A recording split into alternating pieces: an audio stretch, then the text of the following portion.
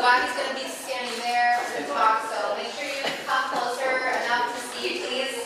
Can my students come up to the space? Thank you.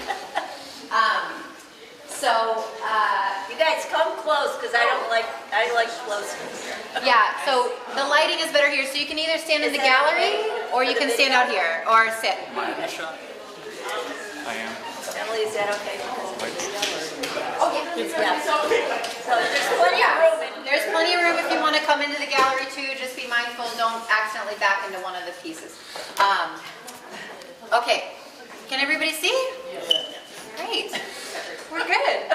Is this good with you? It's good. Okay, all right. Okay, well, welcome to Sunday dinner. Hosted by me and Bobbi Meier. Yes. So Bobbi Meier is someone that I met first in a fieldwork residency at the Chicago Artists Coalition in 2018, and we got to know each other a little bit there, and then ended up being fortunate enough to be put into a group show at Hyde Park Art Center, which is the first time I actually saw the physical pieces here. The first two, those ones, right, were in that Hyde Park show, and they've just never left my mind ever since. So it's an interesting contrast to the last show that we had. When I actually invited Bobbi, this is pretty much exactly how I imagined the show in my head. And to show all the Sunday dinners in one place, this is the first time that the entire series has been exhibited at once, right? Yes, yes. So we kind of just decided to lean into this dinner party feeling where each one of these pieces has such a strong personality. And so we wanted to feel like everybody was invited around a central table. So I've already heard from many of you saying that you're reminded of your own family dynamics, and I've heard some people being curious about how these are technically made, so definitely ask questions when it comes to that time. Bobbi's prepared a statement or a talk which she'll read in a moment, but I just wanted to again say that again, like I just feel so fortunate to have this opportunity to sort of gather in this way and continue that metaphor of sort of a special occasion dinner party, right? And sort of this tradition, or this thing that sort of welcomes us in and makes us feel like we have an occasion to gather, an occasion to slow down and sort of just enjoy each other's company, right? There's an incredibly amazing bio in the which I see I have to print more on the text here. So instead of reading all of that, I'll just sort of point out a couple of highlights of especially the Kohler Foundation residency, which is a very big deal, and I am so happy that you had that experience. So if you haven't heard of it, the Kohler Foundation is a ceramics residency in Sheboygan, and this is the work that sort of came out of that. So, yeah, so thank you for, I had something else in my mind, and I wish I would have wrote it down, but I didn't. So, but I really am so grateful to have your work here. So, so welcome, Bobbi Meier. Thank you. Thank you. If you want to move in, it's fine with me. I'm not afraid. And if you want to sit on the floor, I mean, I think that's okay. All right, I'm just going to read this fairly brief statement. And if you have questions when I'm talking, raise your hand. Don't be afraid to interrupt. It's not like, I'd rather have a dialogue than a monologue, okay? So I'm going to start off by just talking about the repurposed, just the materials in this room. Repurposed needlework portraits, that's what I call these. Sculptural objects of porcelain and fabric. Hand-painted photographs, which are on the other side. Interrupted domestic furniture are juxtaposed in my domestically inspired installation. I use these materials as a foundation for reinvention of the decor of my childhood home and as a reflection on the labors of my mother and grandmother. A litany of human emotions, longing, anger, fear, sadness, humor, frustration, desire, embarrassment, and the experiences that propel these feelings are on my mind as I produce my work. I'm interested in the connection between the meaning that is inherently present in domestic materials and their relationship to body and memory. At my Kohler residency, which you just heard a little bit about from Emily, that was in 2019. And it's a juried situation. I applied and was honored to be included. It's a 3-month residency, so I lived in Kohler, Wisconsin. It is where they make toilets and sinks. And we were in the same room. I was in the room with all the guys making those amazing slip cast. If you don't know what that is, we can talk about that later. Slip casting technique, which is where those are actually Kohler sinks sitting on top of that upholstered table. So at the residency, I translated the tactility of spandex and pantyhose, which are my preferred materials, from soft to hard through the porcelain slip casting process, which allowed the interior of the soft sculptures to be revealed in a new skin and become this piece, which is entitled Centerpieces for Matriarchs. The 2 Kohler sinks are awkwardly on this awkwardly upholstered table filled with porcelain objects that were, they're casts of my own sculptures that are sitting inside of these bowls.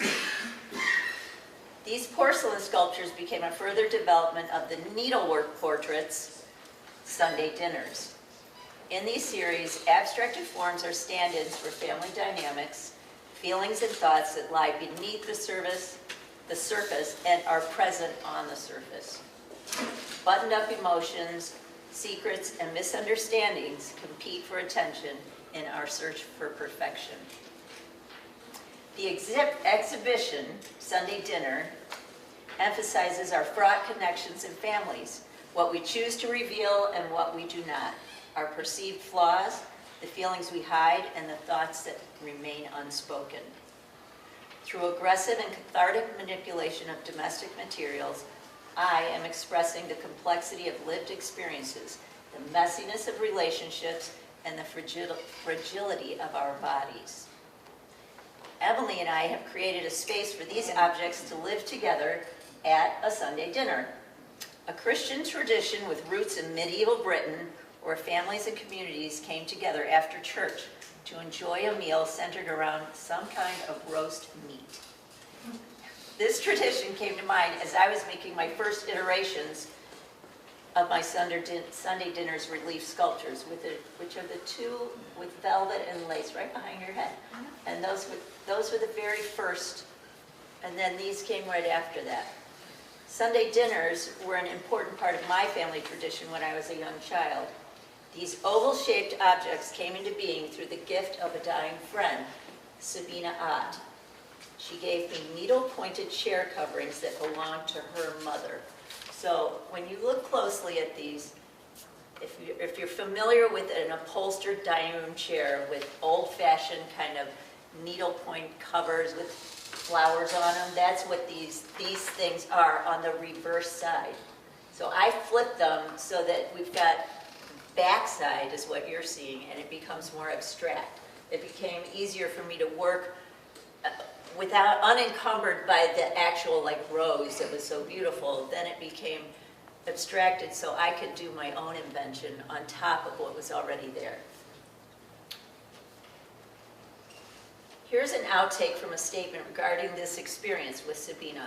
In 2017, I began a series of embroidered, reworked needlework textiles that were given to me by a gravely ill friend. I was curious how the history of my friend's inherited chair coverings and my interventions to these precious fabrics would become intertwined. They have become a series of relief portraits that I call Sunday dinners. Each of these portraits have since that time been anthropomorphized through titles such as Girly Girl, which is the pink one over there, or Punk Rocker, which is right next to Girly Girl on the left, or Buttoned Up, which is this piece right here, or Fashionista, which has a little necklace on her over there. So they became like part, in my mind and physically, like part of a family or part of guests that were at a dinner. And now here they are, which feels so good to have them all together. Wrapping the needlepoint textiles on an oval canvas in my studio, I was reminded of cameos and portraits of long past relatives. I encircled the canvas with a bulbous stuffed border made of pantyhose and remember being jealous of a girl who sat next to me in biology class in 7th grade, who already had breasts and was allowed to wear stockings to school. That was a big deal in the 60s, you guys, I'm telling you. So, Sabina and I were the same age, and I imagine her experiences when she was in 7th grade in California, and I was living in the Midwest. I imagine her visiting her grandmother and sitting on these very special chair cushions. As you walk through the exhibition, centerpieces or matriarchs, Edna and Billy, those are the names of those two sink objects, are sculptural forms created from Kohler vessel sinks. The sinks are literally holding detritus of daily living and abstract forms of unknown origins. They are containers that are falling apart. The surface is brilliant and inviting, but these centerpieces are precariously situated, a reference to our human condition. The objects are named after my grandmothers and reference the hardships of family life and mental illness during the 40s and 50s. To close, I want to share a few things I think about when I'm making work. The psychological impulse to see bodily shapes in non-objective forms and how these objects can elicit a range of conflicting observations, emotions, and memories. Awkwardness, naughtiness, the impulse to look away, or the impulse to take a sneak peek. Eroticism, humor.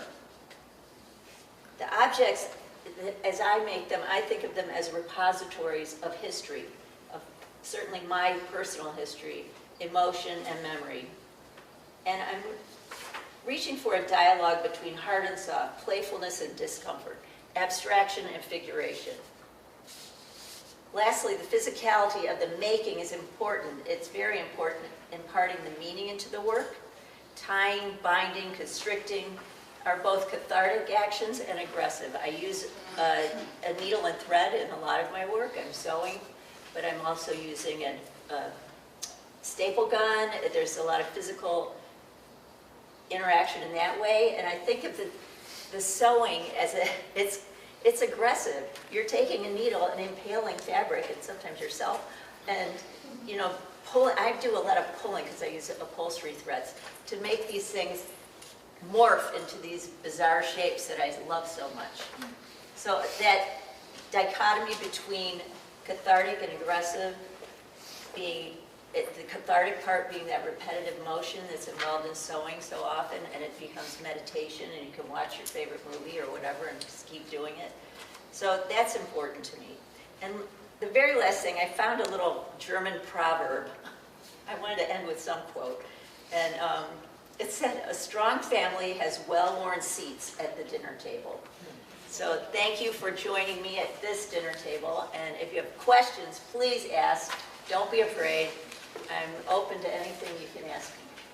Thank you, everyone.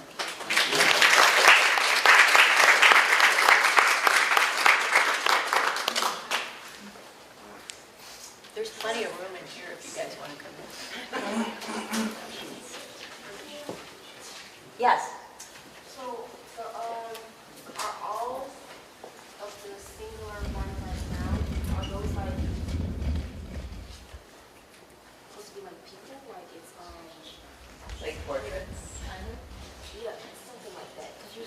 everybody's like a fashionista, so like it's like each individual one like a person, or is just like most some of them? Well, that's a really good question. Actually, these two, the first two,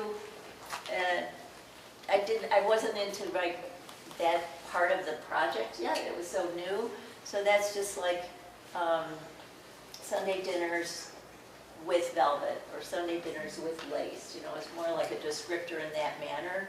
And then it started, as I made these bigger ones, that's when I started thinking about, well, I had come up with this idea for Sunday dinners, and then it felt like it went from there, and why not be more playful with it, right? So this felt like this was holding this thing back, and I was thinking about that, you know, the person at the dinner table that doesn't want to say anything because they're all closed up and they're annoying in that way, but they're not specific individuals. You know, it's not like, oh, that's my dad and that's my mom, or, you know, not like that. More just an impression of various attributes that people have. Any more questions? Yes, sir. So I noticed that a lot of them have like, a lot of details and everything. Yeah. How long do you spend on like one? Like, because I know some of them probably have a little more time put into them, and others a little less because of their size. But I'm just curious, like in general gauge of like how long they take to make. That's an excellent question. I started.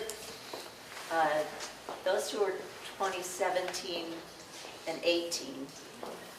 So I haven't actually done a timesheet. That would be a good idea. But then the rest of these, everything on this, well, those were done during the pandemic. Okay. And they're a little less involved because that's actually on canvas. The one on the left is an old painting that I kind of repurposed. And so there wasn't as much stitching. The stitching is what takes a long time. And actually, surprisingly, doing this kind of framework is, especially on that one, was really a lot of work, and it was not quite right. And that one, I remember listening. I listened to a lot of books on tape, kind of thing. I don't know if I were to judge it. It's over months, you know. Something like this little guy didn't take as long. There's not as much sewing, but it's like it started out with another person's stitching is on there, and then just I wanted to be more painterly with it. And I'll come back the next day and change it, you know. So this is a body of work that took 6 years to complete, including everything. So which would be the last one? And you said this was the first The most one. recent piece in this series is this piece right here. So I'm wondering, everything looks more like a woman is pregnant. I see a lot of that in your work, the shape. I'm looking at, I see a child there. So I'm wondering, is there death of a child in the family? How deep does it go? Because everything seems really tight and intense, very visceral. And I'm just wondering, what was your relationship with your grandmother, with your mother, in order for you to go back in time? Yeah. So what was that relationship like with maybe your children? That's, You know, I just see I a had deeper a baby in who that. died. I saw that, yeah. You I definitely did. So my husband's here, Steve, and in 1986, I was 7 months along and contracted listeria. You ever heard of it?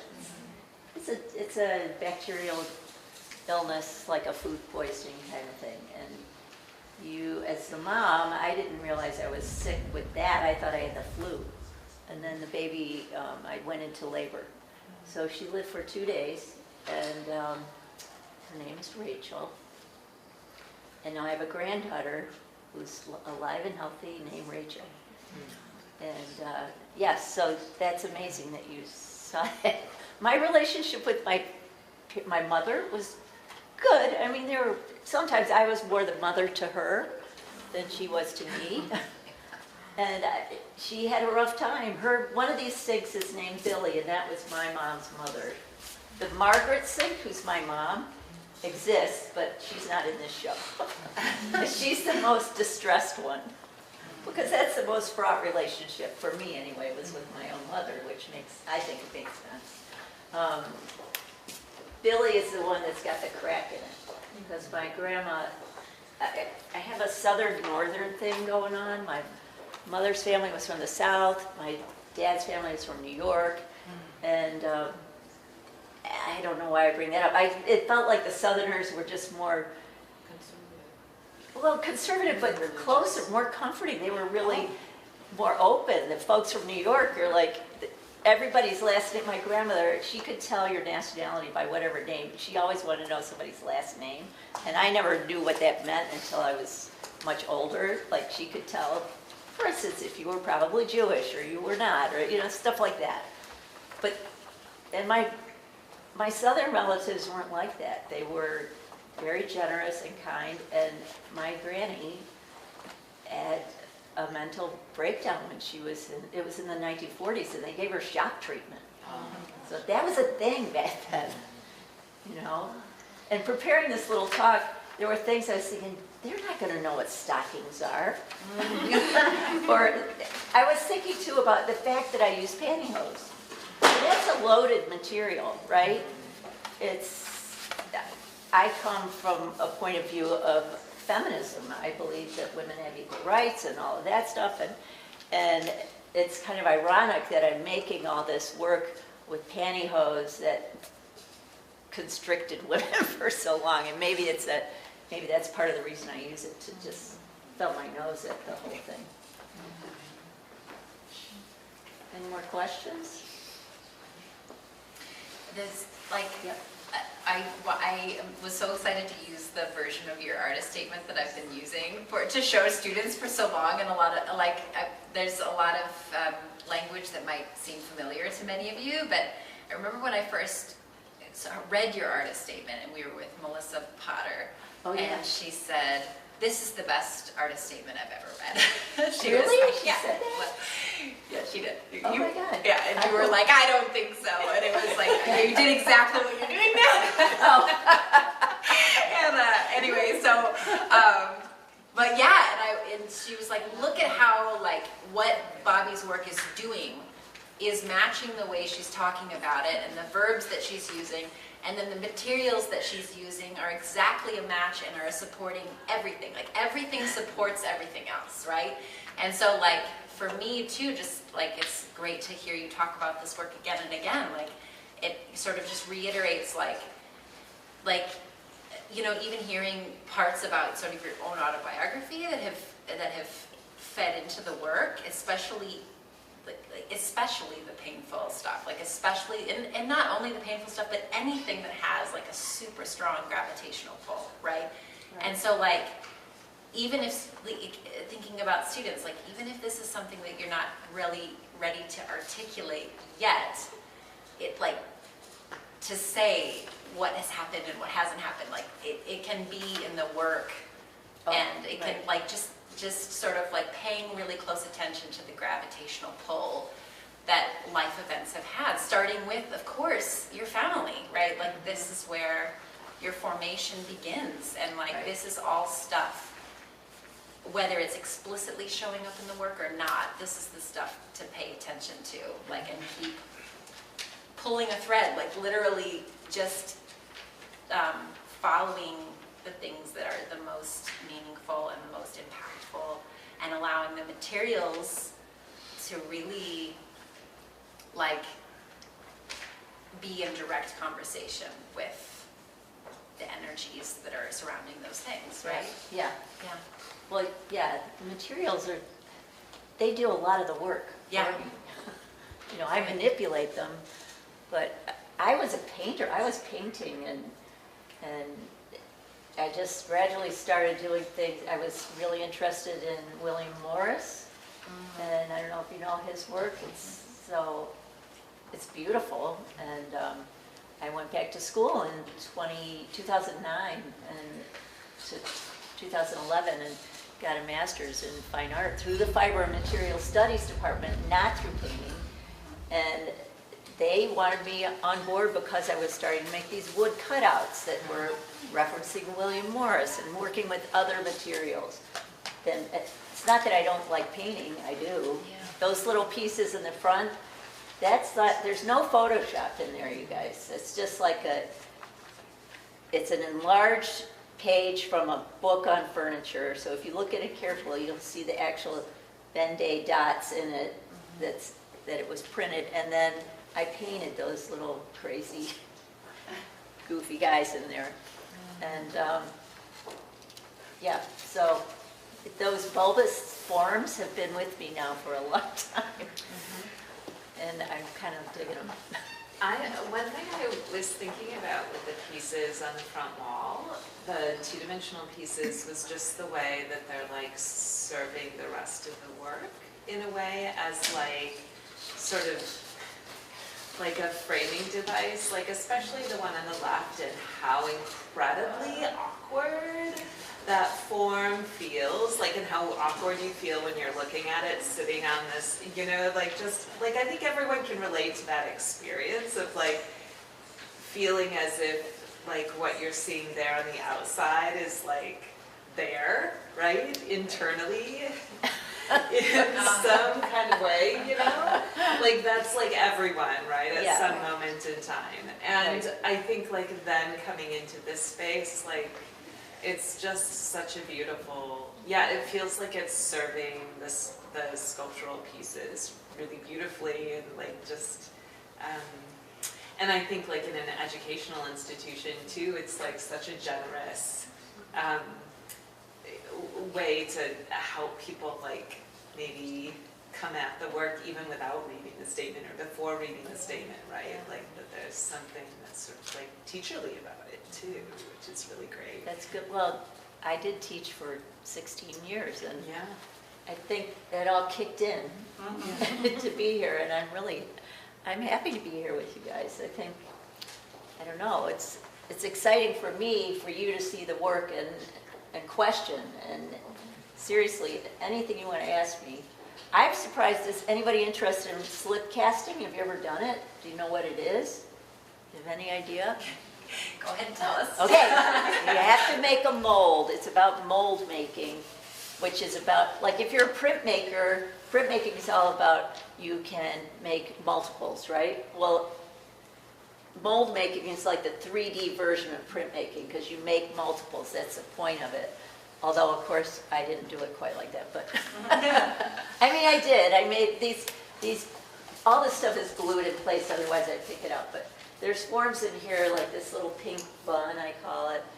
That pink thing there is the same as this gray thing here. But this is the inside of that. So that's what in my statement where I was talking about seeing the inside and the outside, with the fabric pieces, you can't see what the inside looks like, right? So now, this looked a lot like one of those things. It had that silver spandex on it. So it was a little silver bun, but I had to make a plaster mold out of it. And my objects are very round, so that makes the mold making more difficult because I don't know how to, you can't have undercuts. You have to be able to lift this thing off or else your clay inside will just, be ruined. So they were complicated to make and so rewarding, because then I did alter this a little by pushing this thing in, but basically this weird ear kind of thing going on inside is what's the inside of that. And I have wall sculptures of this series too. You can see them on my website. And it's kind of incredible how that worked. But it's very labor intensive, and especially, I was in a factory, it's like the slip, do you know what, slip is liquid clay, right? But at Kohler, it's not just like the slip we use on our little things that we are attaching together. It comes in like a fireman's hose that's running around the whole factory up high. And at 7 in the morning or 9 in the morning is the only time you can get slip out of this thing. And everything's big and heavy. And so you get this big hose. We each had a garbage can to keep it in during the day because we didn't want to run out. And this thing, you pull the spigot, and it's like, it gushes out like thick chocolate milk. It looks delicious, really, but I wouldn't eat it. And then you say, and that's what these are made out of. So it's weird too because it's brown, but this is porcelain.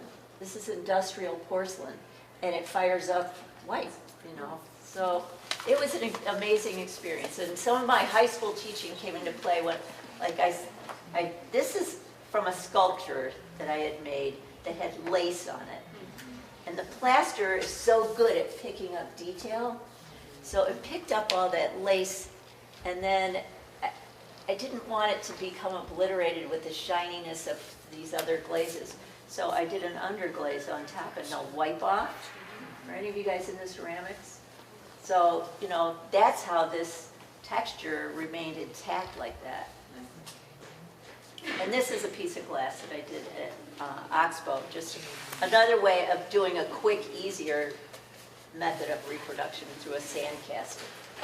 But, so had you done much ceramic work before? Because you mentioned you were a painter and you were doing the sculpting. And so what kind of drew you to the Kohler residency in the first place? But also I'm kind of curious about like the experience of working with ceramic and how did that like inform some of your later pieces? Or? oh yeah. I had been working, I did the center program at the Hyde Park Art Center. And there was this, one of the residents was, really, she knew all about mold making, and I already knew I wanted to mess around with some mold making. I had done ceramics with my students, but not anything like this. And so Lauren was able to show me how to make a simple mold. We did a 2-part mold. I had this angel, it was a cherub angel picture frame that was already ceramic to begin with. And then, so it was only 2 parts. And we did that together. So I made this whole series of little angel cherubs and then worked with textiles on them and other pieces. So that was in 2018. So I go through these stages, like some ceramics and then no ceramics. And yeah. So I just saw Kohler's, and I've heard it's a great place to be, and I was fortunate and got in on the first try, so that was kind of shocking. Thank you, honey. Yeah.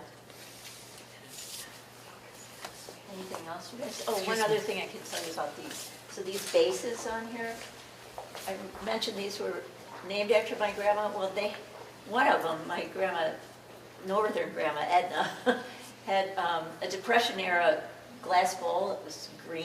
You know, it's got uranium in it, so. And it had a black base that was so much like that. And this base came out of something that was sitting in my studio for years. It's an architectural feature. You get it Home Depot or whatever. And I just decided I'm going to take this with me to Kohler because I honestly didn't know what I was going to do exactly. And I took some things and just brought those things that I thought would be tests, and they turned into the work. So. That's what happens when you're an artist. You have to kind of move with the flow. It's like, oh, I think I'll do this now. I see that in your work, totally, and I was going to say that there's this whole painterly aspect to the interiors of all these pieces on the wall that I totally see. And then there's this sculptural aspect to all of the wall pieces that, well, of course, you know, it's all part of the same thing. I'm curious about the base, too, in terms of, did that come after? Did you conceive of the whole piece together at the same time, or the sinks? You know, this is like a vanity, as well as, you know, you named it dinner party. So there's this feeling of table and dinner and serving and centerpiece and all of that. Right. I'm not sure what your intentions are, but then. Well, in my sketchbook at Kohler, I have one little drawing, a noodle, of like a very long table with these 3, because there were 5 actually at one point. Anyway, they were on this really long table, and Steve is my assistant on construction like that. It's like, this thing's gonna be so long, it just wasn't gonna work. So actually coming up with how to display this work has been really difficult, and it's been gone through many drawn iterations, not actually constructed. Like I often use found furniture, and I think this is working. I've had a few critiques where it's like, you should go, if you look underneath you guys, you can see, have any of you ever read Cloudy with a Chance at Meatballs? Yeah. Right? Aren't those the clouds? Yeah. I feel like, That's funny. I'm sorry, no, I kids, but this one friend came in and she said, you need to go for it, just keep going, because there's not, it's like, make the table not a table in a way. So, I didn't have time to do that for the show, so. Right. But I had some other associations I just wanted to bring up, because I think everybody brings something, like Annette had brought the whole childbirth and stillbirth and all of that, which it's very visceral, so I feel all of that. But I also feel that tie-in with feminism, both in terms of the materials, but also dinner party, referencing the dinner party Oh, right, by Judy Chicago. Yeah. But then also these remind me of mirrors and self-portraits. You know, That like shape. the mirror. Well, they're on the wall. They're vertical, right. and they're almost all. They just have that Victorian sensibility. Also, Victorian jewelry, the morning jewelry, all that black and the embellishment and that sense of darkness, even though these are very colorful for the most part. But also thinking about bound feet and corsets and flesh being constricted and that kind of ugly, for beauty, Yeah, and yeah, I just- right, torture those- for beauty. I know, Yeah. when you were talking about what you do with the materials and how it's so vigorous, and there's a sense of thinking and releasing a lot of emotion, I do see that, even though they're very decorative, there's that sense of beauty and pain that goes in to get there somehow. Oh, good. I think that's good. I don't know, you younger folks, what do you think? Yeah, I'm curious. Do you feel pain? Oh, I mean, you don't have to, I'm just saying, No. I'm just wondering if, from a viewpoint from a younger person, if there's a different read, you know what I mean? Yeah, I was thinking because like the different shapes, I don't know, it kind of makes me like uncomfortable, well not uncomfortable, kind of like that, but I don't know. It's like that, what's that thing when like people have fear of like all those little holes? Yeah, but like. It's like fear of a lot of holes. Yeah. What's that called? I don't know what it's called.